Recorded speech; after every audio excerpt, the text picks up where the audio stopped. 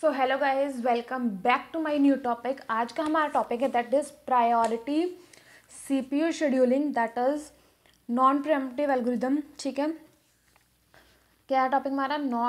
Priority CPU scheduling. नाम से पता लग रहा है कि priority basis CPU scheduling algorithm है। ठीक है, अब हम पढ़ेंगे कि ये होता क्या है, ठीक है, कैसे हम इसको अपने यूज़ कर सकते हैं। ठीक है, इन ऑपरेटिंग सिस्टम।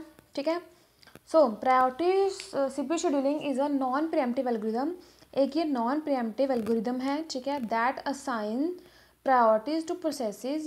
ये क्या करता है? ये प्रोसेसेस को प्रायोरिटीज़ असाइन करता है, ठीक है, और एग्जीक्यूट करता है कि किसकी highest priority, execute the highest priority process first. ठीक है, जिस जिस प्रोसेस की प्रायोरिटी हाई होती है ये उसको पहले एग्जीक्यूट करवाता है, बाकियों को बाद में। जैसे मान लो एक हमारे पास प्रोसेस है P1, एक प्रोसेस है P2। अगर प्रोसेस P1 की प्रायोरिटी है 3 और प्रोसेस P2 की प्रायोरिटी है 1, तो पहले ये प्रोसेस P2 को करे क्योंकि उसकी प्रायोरिटी हाई है, 1 है ना, फर्स्ट है, इसलिए पहले प्रोसेस P2 को एग्जीक्यूट कराएगा, फिर P1 को कराएगा। ठीक है, ये प्रायोरिटी बेसिस प्रोसेस है। ठीक है, अगर इस सीपीयू शेड्यूलिंग एल्गोरिदम में क्या होता है कि अगर किसी भी दो प्रोसेसेस का मतलब कि दो या दो से ज़्यादा प्रोसेसेस की प्रायोरिटी अगर सेम आ जाए, ठीक है, मान लो प्रोसेस P1 की प्रायोरिटी भी 2 है और प्रोसेस P3 की भी प्रायोरिटी 2 है, तो ये क्या करता है, तो इसमें क्या होता है कि हम इसमें एक हमारा सीपीयू शेड्यूलिंग थी first come first serve scheduling, उस ऑर्डर को यूज़ करके हम अपने प्रोसेसेस को एग्जीक्यूट करवाते हैं। उसमें क्या होता है, मैंने क्या बताया था, प्रोसेस P1 की अगर 2 है, प्रोसेस P2 की भी, P3 की भी 2 है, तो ये सबसे पहले प्रोसेस P1 को एग्जीक्यूट करवाएगा क्योंकि वो पहले आया है। ठीक है, क्योंकि वो हमारे पास सिस्टम में पहले आया है प्रोसेस, ठीक है, इसलिए उसको पहले करवाएगा। ठीक है, सो आगे क्या है, low priority processes will be lost if the computer crashes. अब क्या होता है कि जो लो प्रायोरिटी के प्रोसेसेस हैं, इसमें प्रायोरिटी सीपीयू शेड्यूलिंग में जो लो प्रायोरिटी के प्रोसेसेस होते हैं वो एकदम ख़त्म हो जाते हैं अगर कंप्यूटर ख़राब हो जाए या क्रैश हो जाए। क्या हो जाए, कंप्यूटर अगर ख़राब हो जाए, क्रैश हो जाए, तो जो लो प्रायोरिटी के प्रोसेसेस हैं वो क्या हो जाते हैं, लॉस्ट हो जाते हैं, मतलब कि गुम हो जाते हैं। अब प्रायोरिटीज़ को हम इंटरनली भी डिफाइन करते हैं और एक्सटर्नली भी। ठीक है, priorities can be defined either externally और इंटरनली।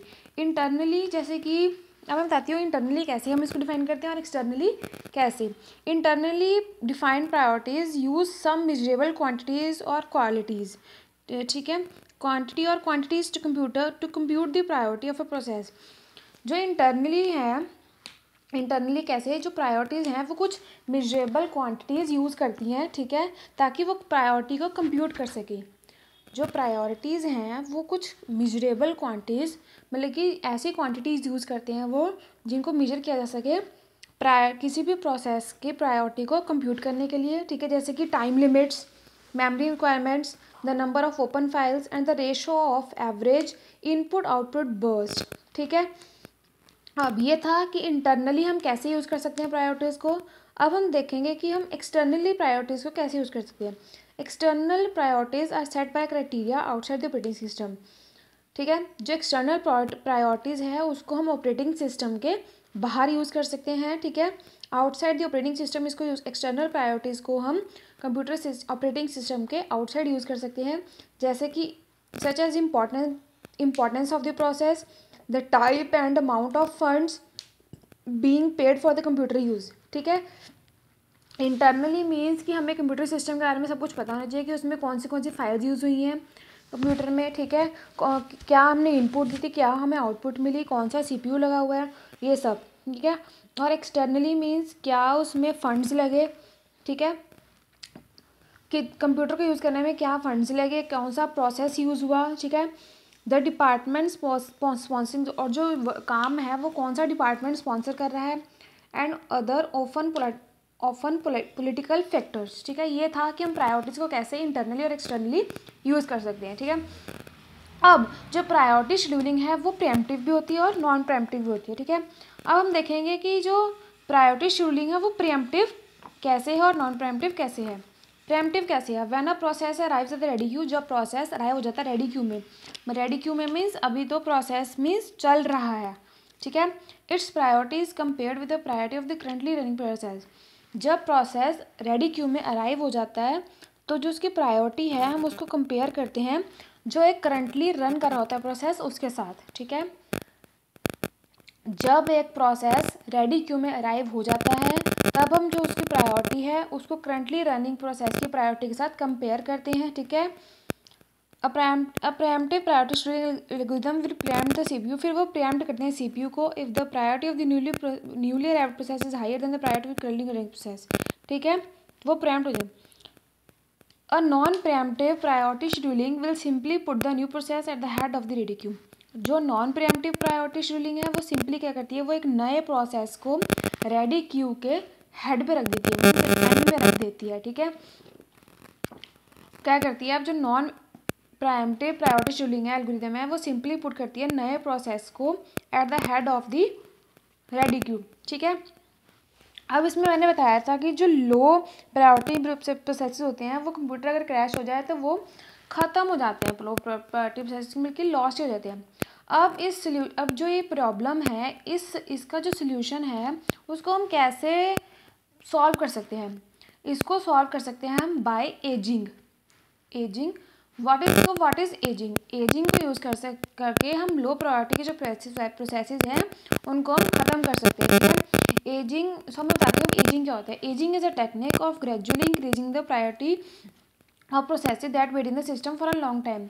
जो प्रोसेसेस बहुत लंबे टाइम से सिस्टम में वेट कर रहे होते हैं उनको ये जो एजिंग है वो इंक्रीज़ कर देता है। एजिंग को यूज़ करके हम उन प्रायोरिटी की जो प्रोसेस की जो प्रायोरिटी है उनको इंक्रीज़ कर सकते हैं, ठीक है। जैसे कि if priorities range between 127 to 0, अगर प्रायोरिटीज़ की रेंज है 127 से 0 में, we could increase the priority of a waiting process by every 15 minute, 1 every 15 minute. जो प्रायोरिटीज़ की रेंज है, ठीक है, उसको हम हर एक 15 मिनट बाद एक बढ़ा सकते हैं, ठीक है। क्या कर सकते हैं, हर एक 15 मिनट बाद उसकी एक प्रायोरिटी बढ़ा सकते हैं। Eventually one a process with initial priority 1 to 7 would have the highest priority in the system and would be executed. उसको हम एग्जीक्यूट कर फिर ताकि हम उसको एग्जीक्यूट करवा सकें ताकि वो जो लो प्रायोरिटी के प्रोसेसेस हैं वो लॉस्ट ना हो, ठीक है। अब हमारे पास एक एग्जांपल आती है कि कैसे हम इसको यूज़ कर सकते हैं, ठीक है। कंसीडर करना है हमारे पास एक फॉलोइंग सेट ऑफ प्रोसेसेस का, ठीक है। Consider the following set of processes assume to have arrived at time 0, जो टाइम 0 पे अराइव्ड हुई हैं, ठीक है। In the order with the length of the CPU burst given in milliseconds. अब हमें पता है कि जो सारी हैं जो अराइव होती हैं, अब हम इसको अगर कोई भी हमें ऐसे सीपीयू शेड्यूलिंग के क्वेश्चन सॉल्व करने तो फर्स्टली हमें क्या बनाना पड़ेगा, दैट इज़ गैंट चार्ट। अब हमें इसको प्रायोरिटी के बेसिस पे सॉल्व करना है, ना कि बर्स्ट टाइम ना कि प्रोसेसेस के ऑर्डर में, ठीक है। हमें प्रायोरिटीज़ के अकॉर्डिंग इसको सॉल्व करना है। फर्स्टली तो हमें बता ही दिया है कि ज़ूम कर लेना है कि ये टाइम 0 पे अराइव हुआ है, ठीक है। अब हमने देख लेना है कि हमारे पास इसमें सबसे हाई प्रायोरिटी किसकी है, that would be P2, 1 priority is the highest, ठीक है। सो यहाँ पे क्या आएगा, दैट विल बी P2, ठीक है। अब सबसे हाईएस्ट प्रायोरिटी P2 की है, P2 प्रोसेस की है, उसका बर्स्ट टाइम कितना है 1, ठीक है। And the next will be process P5, ठीक है। अब P5 का बर्स्ट टाइम कितना है, दैट इज़ 5, सो 1 + 5 इज़ 6, ठीक है। अब नेक्स्ट आती है प्रोसेस P1। अब P1 का बर्स्ट टाइम कितना, दैट इज़ 10, सो 6 + 10 इज़ 16, ठीक है। अब नेक्स्ट आता है हमारे पास P3। अब P3 का बर्स्ट टाइम कितना है, दैट विल बी 2, तो 16 + 2 is 18 and the last will be P4। अब P4 का बर्स्ट टाइम कितना है, दैट विल बी 1। यहाँ पे आता है ये हमारा बन गया गैंट चार्ट, ठीक है। अब हम निकालेंगे कि हमारा वेटिंग टाइम कितना है P1 का, P2 का, P3 का, P4 का, ठीक है, और P5 का, सबका वेटिंग टाइम कितना है। कोई मुझे बता सकता है कि वेटिंग टाइम कितना है P1 का। P1 का वेटिंग टाइम है दैट विल बी 6, P2 का वेटिंग टाइम 0 एंड P3 का 16, P4 will be 18 and P5 will be 1. So अब हम निकालेंगे इसका एवरेज. क्या निकालेंगे? Average waiting time. ठीक है, average waiting time is equals to waiting time of P1 plus P2 plus P3 plus P4 plus P5 and total upon divide by total number of processes. ठीक है, सो क्या आ गया? Waiting time कितना है? P1 का is 6, P2 is 0, P3 16, P4 is 18 and P5 will be 1 upon कितने processes हमारे पास? That will be 5 processes. कितने प्रोसेसेस हमारे पास? 5 processes. So 16 plus 6 is 22 plus 18 plus 1 is 19 upon 5. So 22 plus 19 is 41 by 5. If we divide 41 by 5, the answer will come 8.2 milliseconds. That will be our answer. ठीक है, ये था हमारा priority CPU scheduling in non pre-emptive term. ठीक है, सो आज के लिए थैंक यू.